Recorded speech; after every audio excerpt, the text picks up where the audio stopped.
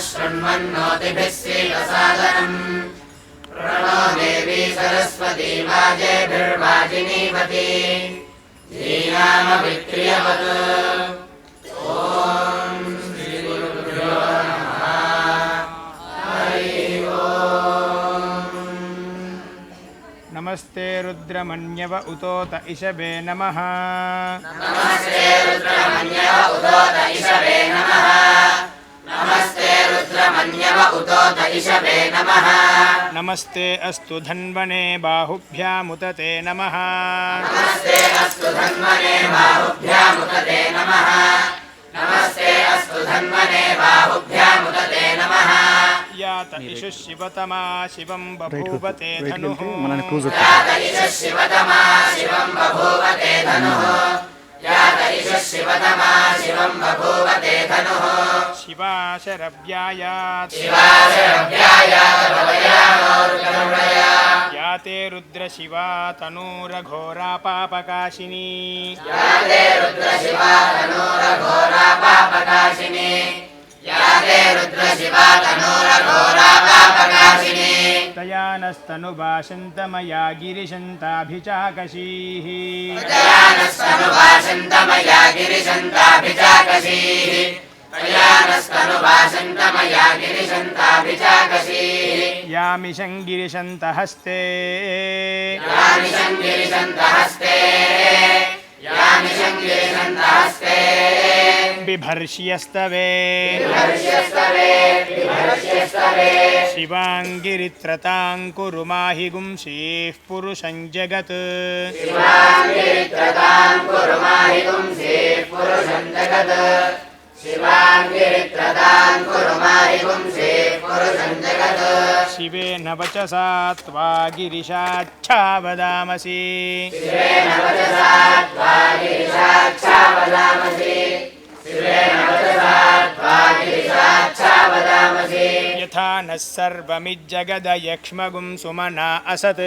यथा नः सर्वमिज्जगदयक्ष्मगुं सुमना असत्। यथा नः सर्वमिज्जगदयक्ष्मगुं सुमना असत्। अध्यवोचदधिभक्ता प्रथमो दैव्योऽभिषक्। अध्यवोचदधिभक्ता प्रथमो दैव्योऽभिषक्। अध्यवोचदधिभक्ता प्रथमो दैव्योऽभिषक्। अहीगुश्च सर्वाञ्जम्भयन् सर्वाश्च यातु धान्यः। अहीगुश्च सर्वाञ्जम्भयन् सर्वाश्च यातु धान्यः। अहीगुश्च सर्वाञ्जम्भयन् सर्वाश्च यातु धान्यः। असौ यस्ताम्रो अरुण उत बभ्रुः सुमङ्ग।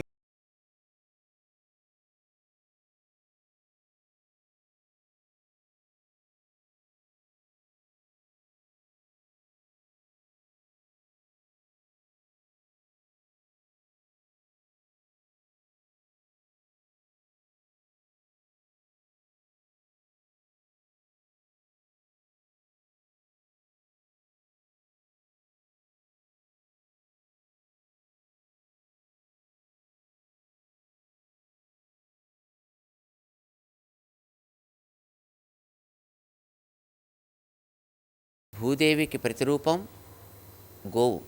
ఒకసారి కష్టం కలిగినప్పుడు ఆ కష్టాన్ని తీర్చుకోవడానికి భూమే గోవుగా రూపాన్ని ధరించి భగవంతుడి దగ్గరికి బ్రహ్మతో పాటు కలిసి వెళ్ళి ప్రార్థన చేసింది. ఆ ప్రార్థనని తీర్చటానికి దేవుడు శ్రీకృష్ణుడే అవతరించెను అని భాగవతం చెప్తోంది. అంటే భూమి తనకి కావలసినటువంటి సంపదలన్నింటినీ గోవు ద్వారా లభించగలదు అని దాన్ని బట్టి మనకు తెలుస్తోంది. మరొక రకంగా గోవుని మనం సక్రమంగా పాలించుకోగలిగితే అన్ని రకాల సమృద్ధి మనకి ఇవ్వగలుగుతుంది అని కూడా మనకి తెలుస్తుంది. అయితే ఈ రోజుల్లో గోవుల్ని అనేక రకాలుగా కలుషితం చేయడం చేత అది వ్యక్తికి, నేలకి, సమాజానికి కూడా ఉపద్రవకరంగా మారింది. ఆరోగ్యం సమాజంలో పాడైంది, వ్యక్తిగతంగానూ పాడైంది. జీవనం ఈరోజు ఈ దేశంలో కానీ ప్రపంచంలో కానీ సామాన్యంగా అనారోగ్యాలు వైద్యుల యొక్క దృష్టికి అందనంతగా పెరుగుతున్నాయి. మందుల కోసం వెతుక్కోవాల్సి వస్తుంది. వ్యావసాయికమైనటువంటి భూముల్లో రకరకాల కీటకాలు పెరుగుతున్నాయి. మందులకి అవి కంట్రోల్ కావటం లేదు.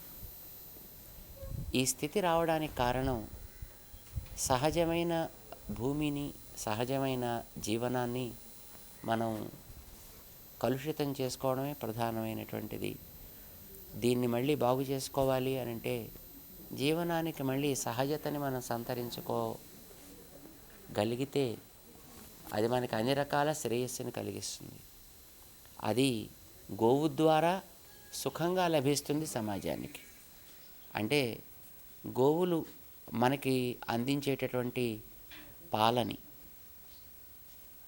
సవ్యంగా వాడుకోగలగడం. సవ్యంగా వాడుకోవడం అంటే పాలల్లోంచి వెన్న తీసి దాన్ని మార్కెట్ చేయడం కాకుండా పాలని పెరుగు చేసి పెరుగుని చిలికి తీసినటువంటి వెన్నని వాడటం ద్వారా, అందులోనూ మళ్ళీ ఆవనంటే అది జెర్సీ కాకుండా దేశవాళీ ఆవు అని అంటాం. మూపురం కలిగినటువంటి ఆవుల పాల ద్వారా తయారయ్యేటటువంటి నెయ్యి చక్కటి పరిమళం కలిగి ఉంటుంది. ఆహారం స్వీకరించడానికి రుచిగా ఉంటుంది. ఆరోగ్యానికి మేలుని కలిగిస్తుంది. అందులో చెడు కొలెస్ట్రాల్ దాన్ని తొలగించి మనకి ఆరోగ్యాన్ని ఇవ్వగలిగే శక్తి ఆవు యొక్క పాలల్లో, పెరుగులో, వెన్నలో, కాచిన నేతిలో అన్నిటిలోనూ ఉంటుందన్నమాట. ఇదివరకు మన ఇంటి పెరట్లో వెన్న కాస్తే ఆ ముందర వీధిలో వెళ్ళే వాళ్ళకు కూడా ఆహ్ అనిపించేట్టుగా వాసన వచ్చేది. ఇప్పుడు మనకి మార్కెట్లో దొరికేటటువంటి ఆ వెన్న లేక నెయ్యి కాచినా ముక్కులో పోసిన వాసనే ఉండదు.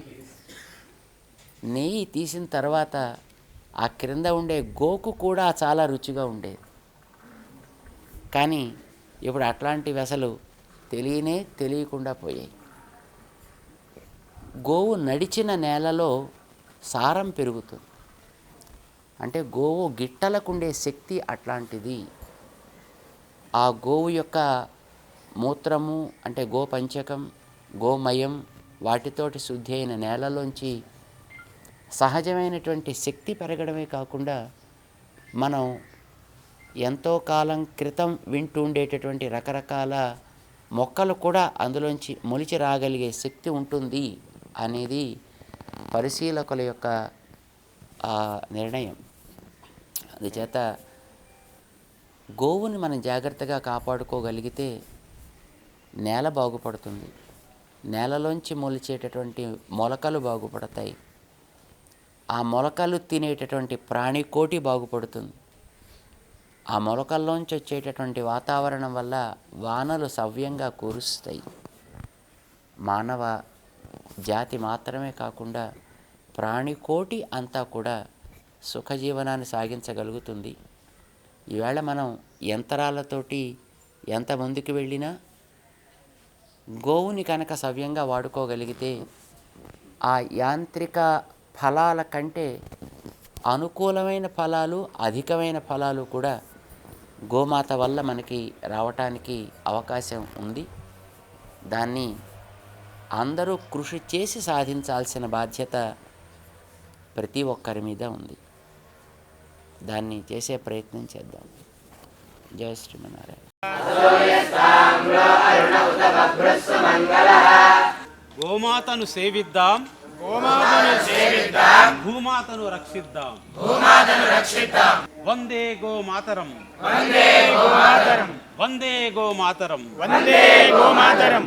వందే గోమాతరం వందే గోమాతరం వందే గోమాతరం వందే గోమాతరం వందే గోమాతరం వందే గోమాతరం వందే గోమాతరం వందే గోమాతరం వందే గోమాతరం వందే గోమాతరం వందే గోమాతరం వందే గోమాతరం వందే